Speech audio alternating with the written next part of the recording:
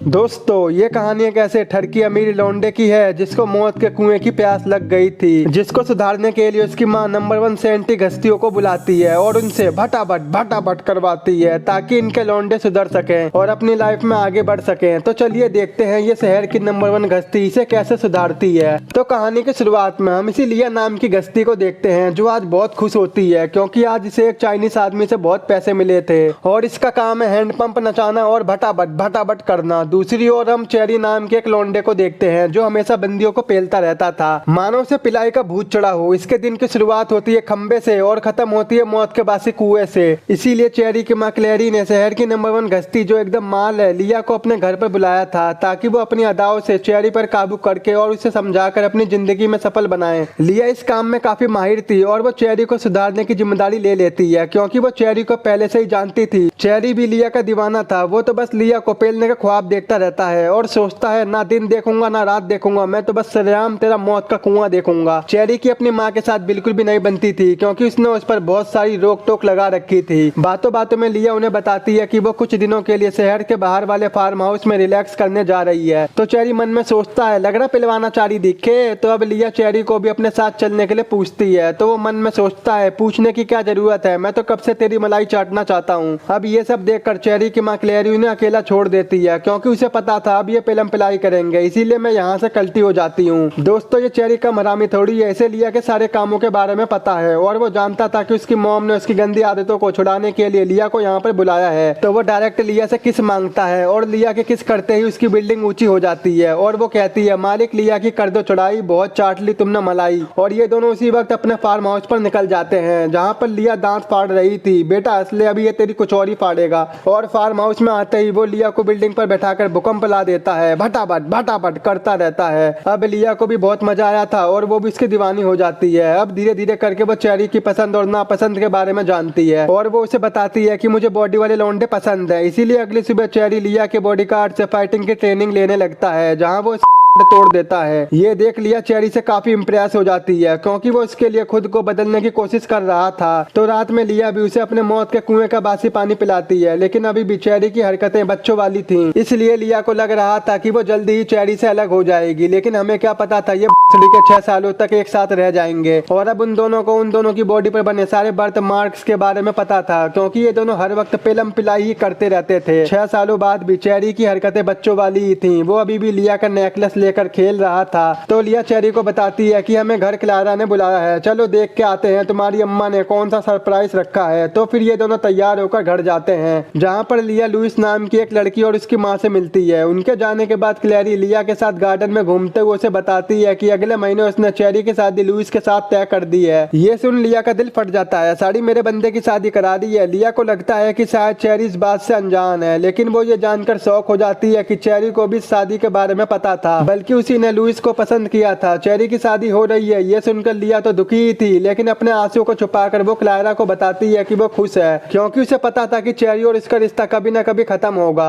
घर आने पर लिया चेरी को बहुत सुनाती है क्योंकि चेरी ने लिया को बताया नहीं होता है कि उसकी शादी पहले से ही फिक्स हो चुकी थी। चेरी उसे समझाने की कोशिश करता है कि क्लेरी ये खबर खुद ही तुम्हें बताना चाहती थी, इसीलिए उसने शादी वाली बात को सरप्राइज रखा। लिया को बुरा तो लग रहा था कि वो उसे छोड़कर खुश है और वो किसी दूसरी लड़की से शादी भी कर रहा है, लेकिन इस फीलिंग को छुपाकर लिया चेरी को शादी करने के लिए मोटिवेट करती है। देखते ही देखते 1 महीना निकल जाता है और अब चेरी लुइस से शादी करके लिया से अलग हो जाता है। शादी में लिया भी होती है, लेकिन उसे इतना बुरा लग रहा था कि वो शादी से पहले ही वहाँ से निकलकर अपने घर पर आकर रोने लगती है। लिया को चेरी से गंदा वाला प्यार हो गया था और वो अपनी और उसके भटाभट के बारे में सोच रही थी। वहीं चेरी अपना हनीमून मनाने इटली निकल चुका था। ट्रेन में वो लुइस के साथ अपनी पहली सौगात मनाता है, लेकिन वहाँ भी वो लिया के बारे में ही सोच रहा था, जिससे लुइस थोड़ा अनकंफर्टेबल फील करती है। सेम यही हाल लिया का भी था, वो चेरी को पूरा दिन मिस करते हुए रोती रहती थी। अब 2 हफ्तों बाद चेरी अपने हनीमून से वापस घर पर आ जाता है और आज क्लेरी एक पार्टी रखती है क्योंकि उसे उम्मीद है कि आने वाले कुछ महीनों में वो दादी बनने वाली है। इस पार्टी में लिया भी आई होती है जो चेरी और लुइस को साथ में देखकर काफी दुखी थी और ऊपर से क्लेरी उसे उनके हनीमून के बारे में बताने लगती है। वहीं पर हम लुइस के छोटे भाई को देखते हैं जो कि नंबर 1 नशेड़ी था। वो भी नंबर 1 लौंडिया बाज था और उसे भी उसके घर वालों ने एक केयर टेकर के साथ रखा हुआ था, लेकिन कोई भी केयर टेकर लिया की तरह नहीं थी। वो उनके पैसों का फायदा उठाकर कुछ टाइम बाद वहाँ से चली जाती थी। अब रात में लिया बहुत ज्यादा रो रही थी। उसे चेरी से बहुत जलन हो रही थी कि वो कैसे उसे भुलाकर किसी और लड़की के साथ खुश रह सकता है, जबकि वो उसके साथ बिताए हुए पलों को याद करके रोए जा रही थी। अगली सुबह लिया यहाँ से जाने का फैसला ले लेती है। वो अपना सामान पैक करके बिना किसी को बताए एक वेकेशन पर निकल जाती है। जिस होटल में लिया ठहरी थी वहाँ पर वो एक बॉडी बिल्डर को देखती है जो उसे काफी पसंद आता है। डिनर के टाइम लिया उस लड़के से मिलकर जान पहचान बनाती है और अपने गम की कहानी को भुलाने के लिए उसके साथ रात बिताती है। कुछ दिनों बाद चेरी को भी पता चल जाता है कि लिया कहीं वेकेशन पर गई है और वो एक फाइटर को डेट कर रही है। ये सारी बात उसे क्लैरी बताती है ताकि वो लिया को भूल सके और लुइस के साथ अच्छे से रहे। लेकिन चेरी के लिए लिया को बुलाना काफी मुश्किल था। कुछ दिनों के बाद चेरी लिया से बात करने के लिए तड़पने लगता है, इसलिए वो लिया के घर जाकर उसके बटलर से उसका पता पूछता है। लेकिन लिया के बटलर को भी पता नहीं होता कि लिया कहाँ पर गई है। लिया के पास न होने की वजह से वो खुद को अनाथ की तरह महसूस करने लगा था। अपनी ये फीलिंग वो लुइस को भी बताता है तो उसके गम को भरने के लिए वो उसे अपने मौत के कुएं से नहला देती है। लेकिन फिर भी चेरी को वो मजा नहीं आता, इसलिए एक दिन लुइस चेरी पर भड़क जाती है। वो कहती है तुम मुझसे प्यार नहीं करते और तुम पूरे दिन एक बूढ़ी औरत के बारे में सोचते हो। ये सुनकर चेरी को भी फील होता है कि वो लुइस के साथ सही नहीं कर रहा है, इसीलिए वो लुइस को खुश करने के लिए उसे भी रगड़ देता है। अब अगले दिन चेरी के दिमाग में पता नहीं क्या आता है कि वो अपना घर छोड़कर लिया के घर के पास एक होटल में रूम ले लेता है और वो पूरी रात सड़कों पर लिया का वेट करता है और उसे उम्मीद थी कि एक दिन लिया घर पर जरूर आएगी। अगले दिन क्लैरी उससे मिलने आती है। वो उससे कहती है बेटा घर लौट चलो, लेकिन चेरी घर पर जाने से मना कर देता है। जब इस बात की खबर लिया को पता चलती है कि चेरी ने उसकी याद में घर छोड़ दिया है तो वो अपने बॉडी बिल्डर बीएफ से ब्रेकअप करके उसी रात अपने घर पर वापस आ जाती है। अब चेरी तो रात भर सड़क पर ही रहता है तो वो भी देख लेता है कि लिया वापस से घर पर लौट आई है और वो भी अकेले, इसीलिए वो खुश होकर वापस घर लौट जाता है और घर आते ही वो लुइस को अपनी गोद में उठाकर बेड पर पटक देता है। फिर क्या था, इन्हें बहुत प्यास लगी थी और ये दोनों अपनी प्यास बुझा लेते हैं। लुइस तो चेरी के बिहेवियर से बहुत खुश थी क्योंकि उसने शादी के बाद चेरी को इतना खुश कभी नहीं देखा था।